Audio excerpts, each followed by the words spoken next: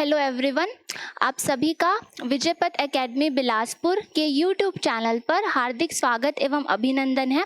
आज का जो सेशन होने वाला है वो बहुत इम्पोर्टेंट सेशन होने वाला है, क्योंकि आज से हम कंप्लीट मॉडर्न हिस्ट्री पढ़ने वाले हैं, जिसमें हम ये देखेंगे कि किस तरीके से मिडिवल से मॉडर्न हिस्ट्री का जो फेस है वो कन्वर्ट होता है।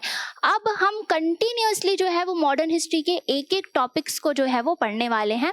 इस प्लेलिस्ट के अंतर्गत में हम कंप्लीट मॉडर्न हिस्ट्री को कवर करेंगे, जिससे आपका कोई भी क्वेश्चन जो है with respect to modern history ना छूटे। तो आज हम सबसे पहले स्टार्ट करने वाले हैं एडवेंट ऑफ यूरोपियन पावर्स, कि किस तरीके से यूरोपियन पावर्स आई। ये अपने आप में एक बहुत बड़ा टॉपिक है, तो इसको हम पार्ट्स में समझेंगे।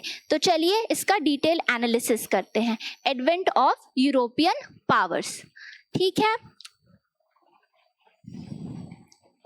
देखिए, सबसे पहले हम इसका बैकग्राउंड थोड़ा सा जान लेते हैं, है ना, कि ये यूरोपियन पावर्स क्यों आई, कैसे आई।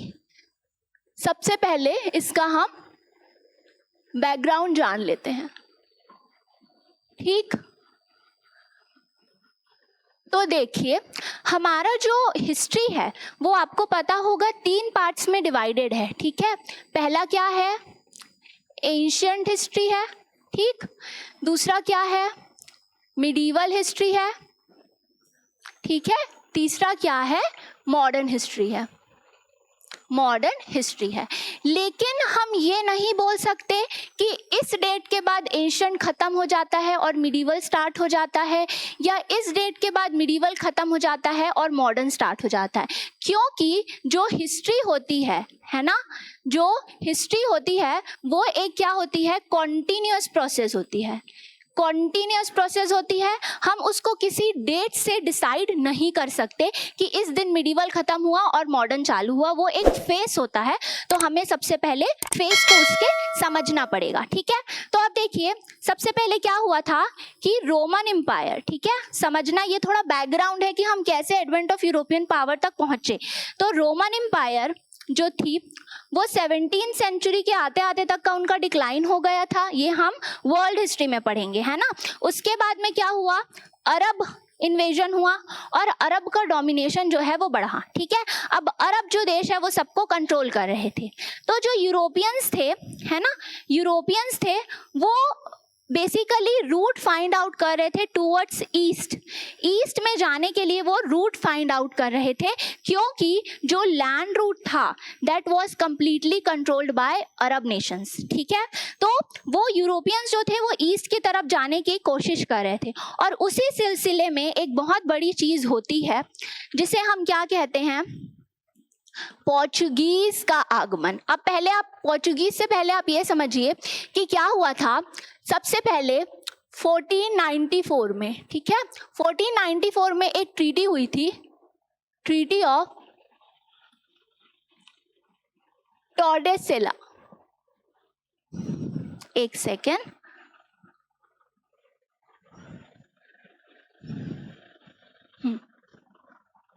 Treaty of Tordesillas, treaty of Tordesillas, ठीक है। इसके अंतर्गत क्या हुआ था कि जो पोर्चुगल था, है ना, पोर्चुगल था और जो स्पेन था, स्पेन था, इसको हमको ऐसे लिखना चाहिए, एक सेकेंड, ये आपको ज्यादा बेटर समझ में आएगा फिर। अब ठीक है। देखिए, स्पेन जो था और पोर्चुगल जो था, पोर्चुगल, ठीक है, उन्होंने अटलांटिक सी को क्या किया, एक इमेजिनरी बॉर्डर बनाया। ट्रीटी ऑफ टॉर्डेसिला में अटलांटिक सी को एक इमेजिनरी बॉर्डर बनाया, और उन्होंने एक म्यूचुअल डिसीजन लिया कि अटलांटिक सी के ईस्ट में जो भी नॉन क्रिश्चियन रीजन्स हैं वो किसके पास जाएंगे, पोर्चुगल के पास जाएंगे, और जो वेस्टर्न साइड के जो एरियाज हैं, वेस्ट में जो नॉन क्रिश्चियन एरियाज हैं, उनका किन पर मतलब वो कहाँ जा सकेंगे, स्पेन जो है वो वेस्ट साइड में जा सकेगा और वहां पर वो नई नई डिस्कवरीज कर सकेगा। तो अल्टीमेटली ट्रीटी ऑफ टॉर्डेसिला में ये बोला गया कि अटलांटिक सी को एक इमेजिनरी लाइन माना गया, कि अटलांटिक से हम एक इमेजिनरी लाइन खींचते हैं जिसके ईस्ट में जो भी पोर्शन होगा उसको कौन डिस्कवर करेगा, पोर्चुगल डिस्कवर करेगा, और वेस्ट में जो पोर्शन होगा उसको कौन डिस्कवर करेगा, स्पेन डिस्कवर करेगा। ठीक है, यहाँ तक समझ आया। अब नेक्स्ट देखिए, इसी के ही अंतर्गत अब हम स्टार्ट कर रहे हैं पोर्चुगीज का एडवेंट, मतलब कि जो ये पेन का कलर नहीं है, एक सेकेंड रुकिए, पोर्चुगीज का जो सेटलमेंट हुआ है ना वो कैसे हुआ। तो अब हम स्टार्ट कर रहे हैं पोर्चुगीज सेटलमेंट इन इंडिया, कैसे हुआ वो। ठीक, this is very very important, ध्यान से इसको सुनिएगा। तो सबसे पहले अगर हम पोर्चुगीज की सेटलमेंट की बात करते हैं तो एक ईयर याद रखिएगा, 1498। 1498 वाज द ईयर जब वास्को डी गामा कहाँ आए थे, इंडिया आए थे फर्स्ट टाइम। कौन से एरिया में आए थे, कैलीकट। ठीक है, याद रखिएगा, कैलीकट को आज का कोझिकोडे भी बोलते हैं। कोझिकोडे जो कहाँ पे स्टेट में है, केरला में स्टैब्लिश है। तो 1498 में सबसे पहली बार वास्को डी गामा कैलीकट पहुंचे थे, कैलीकट के शोर में पहुंचे थे। इसके बाद उनका सेकेंड आगमन होता है, द्वितीय आगमन कब हुआ था, 1501 में हुआ था। तो दो बार वास्को डी गामा इंडिया के कैलीकट में आए, पहली बार 1498 में आए और दूसरी बार 1401 में। अब यहाँ से क्या हो रहा है, यूरोपियन आगमन शुरू हो गया है। वास्को डी गामा ने फाइनली सी रूट ढूंढ लिया था टुवर्ड्स ईस्ट। ठीक है, ये समझ आया। इसके बाद धीरे धीरे पोर्चुगीज सेटलमेंट बढ़ने लग गया। ठीक है, सबसे पहले 1503 में क्या हुआ, 1503 में सबसे पहली फैक्ट्री बनी, फैक्ट्री स्टैब्लिश हुआ, फैक्ट्री ऑफ पोर्चुगीज। ठीक है, पोर्चुगीज कहां पर बनी, कोचिन में बनी। कहां पर बनी, कोचिन में बनी। तो 1503 में फैक्ट्री स्टैब्लिश होती है, फर्स्ट फैक्ट्री स्टैब्लिश होती है पोर्चुगीज की, कहां पर, कोचिन में। इसके बाद अब आगे आइए, अब हम देखेंगे कि कौन कौन से ऐसे गवर्नर्स थे जिन्होंने पोर्चुगीज स्टेट का कंट्रोल इंडिया में संभाला। गवर्नर्स थे, ये हमको याद रखना है, इट इज इंपॉर्टेंट। तो पहले ऐसे गवर्नर थे जिनका नाम क्या था, बेसिकली इनका पूरा नाम था फ्रांसिस डी अल्मेडा, हम इसको सिंपली अल्मेडा ही बोलेंगे। ठीक है, अल्मेडा, ये आपको समझ नहीं आएगा, इससे हम थोड़ा सा अच्छे से लिख देते हैं। ठीक है, देखिए अल्मेडा। तो जो फ्रांसिस डी अल्मेडा थे, he was the first governor of Portuguese. ठीक है, he was the first governor of Portuguese. और इनके कार्यकाल में बहुत सारी ऐसी चीजें हुई, जैसे कि इन्होंने ब्लू वाटर पॉलिसी इंट्रोड्यूस करी, और इनका मेन एम था कि पोर्चुगीज को मैरिटाइन, इंडियन मैरिटाइन का किंग बनाना। मतलब वो ये चाहते थे कि हमारा जो मैरिटाइम एरिया है, मतलब जो हमारा सी एरिया है, उसको कौन कंट्रोल करे, पोर्चुगीज कंट्रोल करे। तो वो कहीं ना कहीं हमारे सी एरिया को कंट्रोल करने की आकांक्षा में यहाँ आए थे। That was the first thing about the blue water policy. इसको हम कार्टे सिस्टम भी बोलते हैं। क्या बोलते हैं, कार्टे सिस्टम। ठीक है, ये मैं क्यों बता रही हूँ, क्योंकि कभी कभी कार्टे सिस्टम पूछ देता है कि कार्टे system was introduced by whom, तो पोर्चुगीज या अल्मेडा, अगर हम स्पेसिफिकली बात करें। दूसरे गवर्नर, अब देखिए दूसरे जो गवर्नर आए वो आए एल्बेकर्क। ठीक है, इनके जो नाम है वो थोड़े से यूनिक है, बट इनको याद रखिएगा। एल्बेकर्क आए, ठीक है, अल्मेडा आए पहले गवर्नर, एंड देन उसके बाद में एल्बेकर्क आए। अच्छा, अल्मेडा कब आए थे, ये में से मिस हो गया, 1505 में आए थे। ठीक है, इसके बाद में एल्बेकर्क आते हैं, और एल्बेकर्क सबसे पहले आते ही क्या करते हैं, 1510 में वो क्या करते हैं, गोवा को क्या करते हैं, सुल्तान ऑफ बीजापुर से छीन लेते हैं। किससे छीन लेते हैं, सुल्तान ऑफ बीजापुर।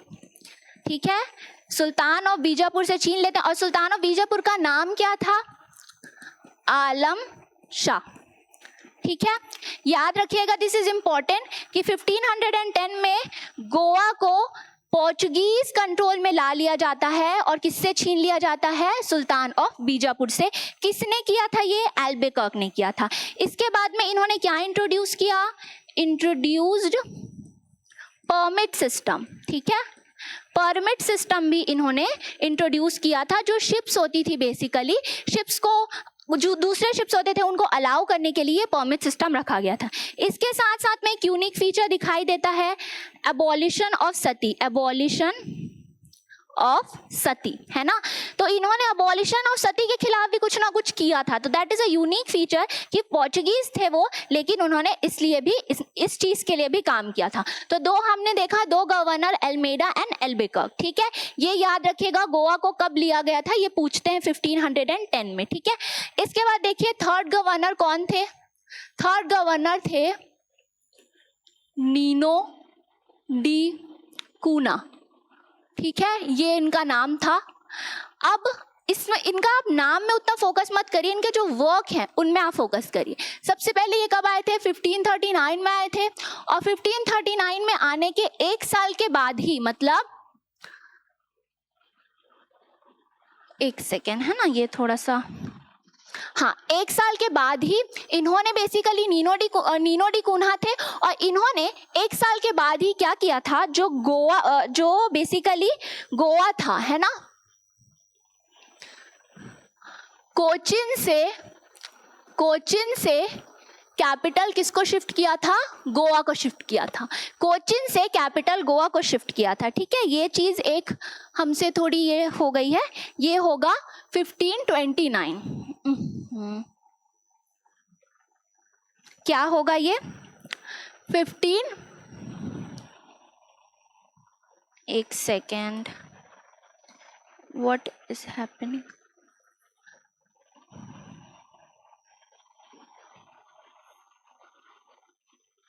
1529, हाँ ठीक है। तो नीनो डी कूना जो थे वो 1529 में आए थे। इन्होंने एक साल के बाद ही, मतलब 1530 में ही इन्होंने क्या किया, कोचिन से गोवा शिफ्ट कर दिया कैपिटल। नाउ पोर्चुगीज का जो मेन सेटलमेंट था वो कहाँ पर था, गोवा एरिया में था। तो ये तो हो गया आपका जितने भी गवर्नर्स थे जो आए, जिन्होंने काम किया, ठीक है।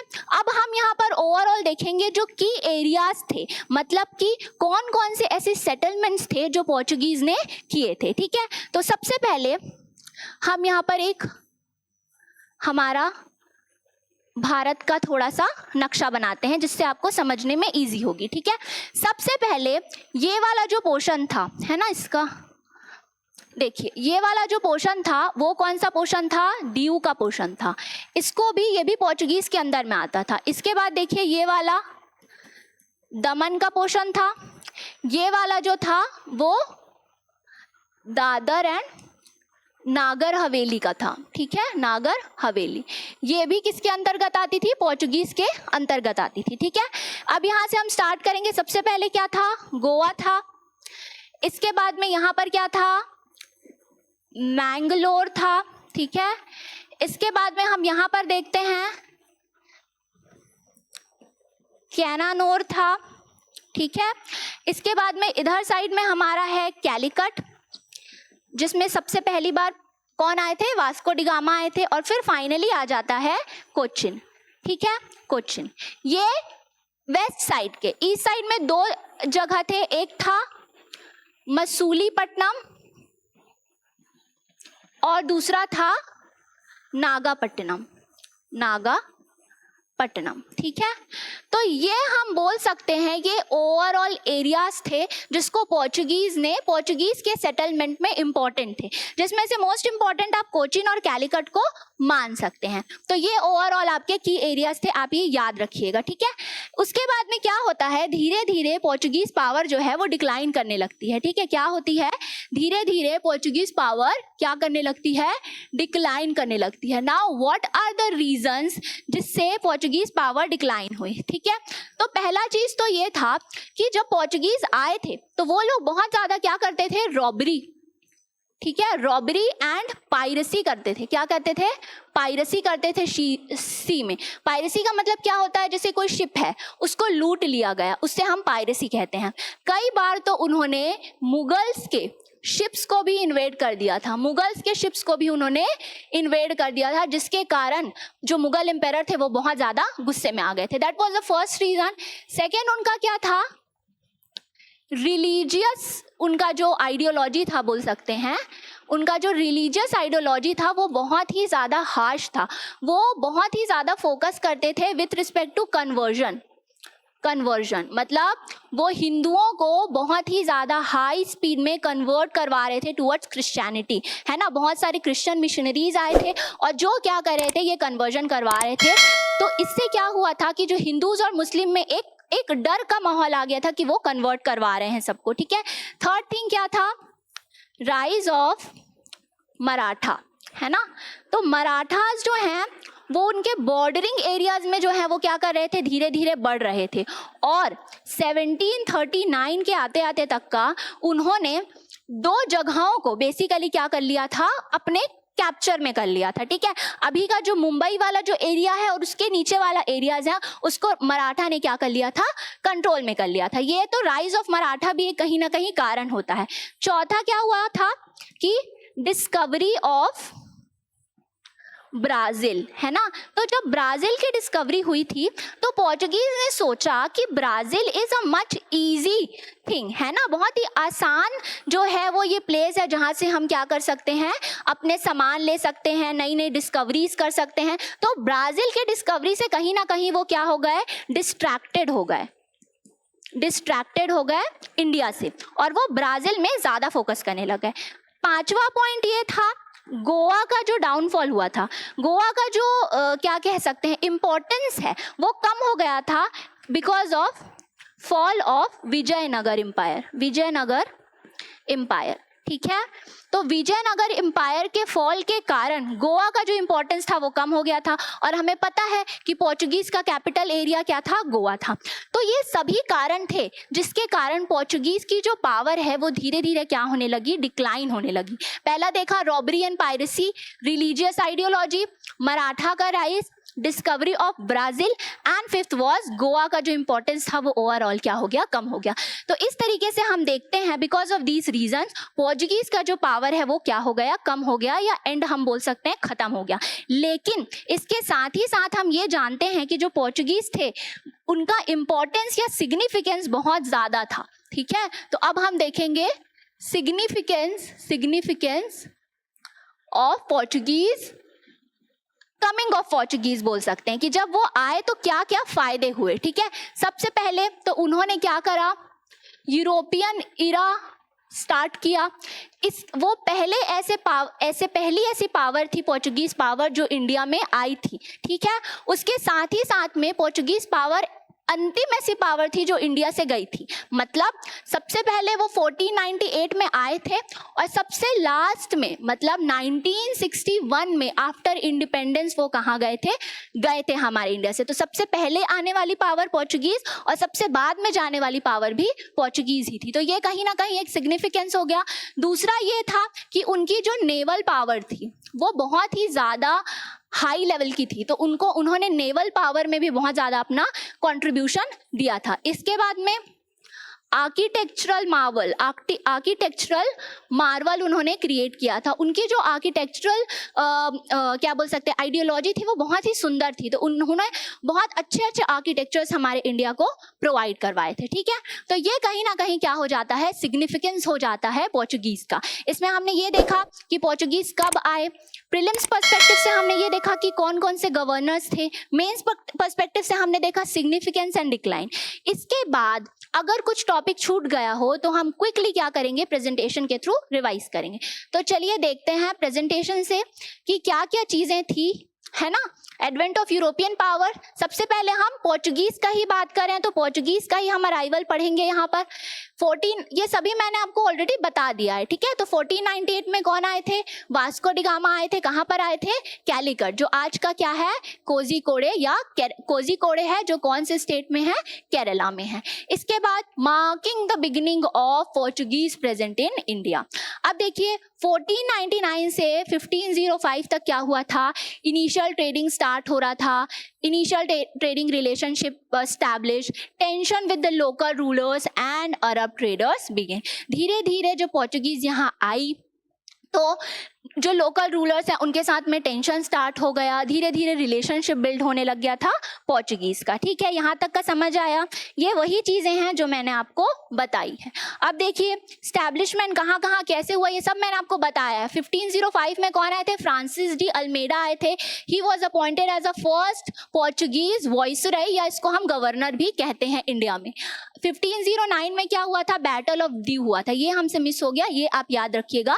1509 में बैटल ऑफ द्यू हुआ था। Portuguese defeated a combined fleet of Egyptian, Ottoman and Venetian and Indian ruler establishing a naval supremacy. इन सभी को पोर्चुगीज ने अकेले हरा दिया था। किसको किसको, Egyptian, Ottoman, Venetian and Indian ruler को कंबाइनली पोर्चुगीज ने बैटल ऑफ द्यू में हरा दिया था। कब हुआ था, 1509 में। 1510 में हमने देख लिया है कि अल्बुकर्क जी जो थे उन्होंने क्या किया था, कैप्चर किया था गोवा को फ्रॉम द बीजापुर के सुल्तान, जिनका नाम क्या था, आदिल शाह। ये भी हमने पढ़ लिया है। ठीक है, marking it the capital of Portuguese, मतलब कि अब जो गोवा था वो क्या था, कैपिटल था पोर्चुगीज का। ठीक है, ये हुआ। इसके बाद देखते हैं नेक्स्ट, एक्सपेंशन एंड फोर्टिफिकेशन, है ना। तो देखिए Portuguese establish the several fortified trading post, that is factories, including दमन, 1559 में हुआ था। दीव कब बना, 1535 में, वहाँ पर फैक्ट्रीज। बसेन यानी कि वसाई 1534 में। बॉम्बे यानी कि Mumbai, held until it was ended to the British in 1661। Finally 1661 में ये चीज़ें जो हैं वो दब गई। Controlled coastal areas along the Konkan and Malabar coast, तो कोस्टल एरियाज में उनका बहुत ज़्यादा क्या था, कंट्रोल बहुत ज़्यादा स्ट्रॉन्ग था। अच्छा, ये ईयर्स आपको याद नहीं रखने हैं, जो ईयर्स पे मैं जोर दे रही हूँ सिर्फ वही ईयर्स याद रखिए, ये उतने इंपॉर्टेंट नहीं है। अगर ये आप याद रख सकते हैं then it is more than anything, आप बिल्कुल याद रखिए, but that is not important, not so much important from the exam perspective. अब देखिए मिशनरी एक्टिविटीज क्या हुई, promoted the Christian missionary work specially by Jews. Example हम यहाँ पर देख रहे हैं, Saint Francis Xavier. Build a churches बनाए गए। Introduce the European architecture, architecture मतलब यूरोपियन आर्किटेक्चर को इंट्रोड्यूस करने वाले कौन थे, हमारे पोर्चुगीज थे। Encourage the inter marriage between the Portuguese man and local women. देखिए ये याद रखिएगा कि उन लोग क्या कर रहे थे, खुद ये प्रमोट कर रहे थे कि जो पोर्चुगीज मैन हैं वो हमारी इंडियन लोकल विमेन से क्या करे, मैरिज करे या शादी करे। ठीक है, ये प्रमोट कर रहे थे। अब लीडिंग टू ल्यूसो इंडियन कम्युनिटीज, मतलब एक मिक्स्ड कम्युनिटीज बनाना चाह रहे थे वो, जो किससे बनी हो, पोर्चुगीज मैन और इंडियन विमेन से। ठीक है, Portuguese language and custom influence the part of Indian culture, जैसे कि क्विजीन हो गए, है ना, उसके बाद सरनेम्स हो गए। तो जो पोर्चुगीज लैंग्वेज थी कहीं ना कहीं हमारे इंडिया के कल्चर को भी क्या कर रही थी, प्रभावित कर रही थी। ठीक है, ये हुआ। इसके बाद देखते हैं नेक्स्ट, अब देखेंगे डिक्लाइन। हमने डिक्लाइन को बहुत डिटेल में पढ़ा है। Faced competition from other European power जैसे कि डच, ब्रिटिश एंड फ्रेंच। ठीक, lost Bombay to the British in 1661। 1661 में क्या हुआ था, ब्रिटिशर्स ने बॉम्बे को छीन लिया था पोर्चुगीज से as a part of a dowry of Catherine of Braganza. Gradual loss of influence and territories in the India over the centuries. धीरे धीरे क्या हुआ कि पूरी तरीके से उनका इन्फ्लुएंस क्या हो गया, खत्म हो गया। और इसके जो मेन रीजंस थे वो यहाँ नहीं दिए हैं, बट मैंने आपको ऑलरेडी डिस्कस कर दिया है कि what are the reason of the decline. ठीक है, अब देखिए इसके बाद आ जाता है end of Portuguese rule. Portuguese retain from Goa, Daman and Diu until 1961। ये मैंने बताया ना कि पहले सबसे पहले आए थे और सबसे लास्ट में गए थे, तो 1961 तक का इनका जो था प्रोमिनेंट पावर था गोवा, दमन और दीव में। 1961 में फिर वो फाइनली हमारे देश से बाहर गए। इन दिसंबर 1961 Indian arm forces annexed these territories in operation Vijay. This is important, ये याद रखिएगा कि ऑपरेशन विजय के अंडर में ये गोवा, दमन और दीव इंडिया को मिल गया और पोर्चुगीज पोर्चुगीज फाइनली बाहर चली गई। Ending 451 years of Portuguese rule in India. कितना टोटल ईयर उन्होंने राज किया था? 451 ईयर, मोर देन ब्रिटिशर्स। ठीक है, समझ आया ये चीज? तो देखिए, it was all about the Portuguese rule in India. किस तरीके से वो आए, किस तरीके से उन्होंने वर्क किया और किस तरीके से उनका डिक्लाइन हुआ। तो अब हम क्या करेंगे, एक एक करके इस तरीके से यूरोपियन पावर्स को समझेंगे। आगे आने वाले जो सेशंस होंगे उसमें हम देखेंगे कि किस तरीके से डच आए, किस तरीके से इंग्लिशमैन आए, किस तरीके से फ्रांस के जो लोग हैं वो आए और किस तरीके से इंडिया को एक पावर सेंटर बना दिया गया। तो please stay tuned to the upcoming videos and if you like our initiative then please like, share and subscribe to our channel. अगर आपको कुछ इम्प्रूवमेंट चाहिए then please write it in the comment section. Thank you so much.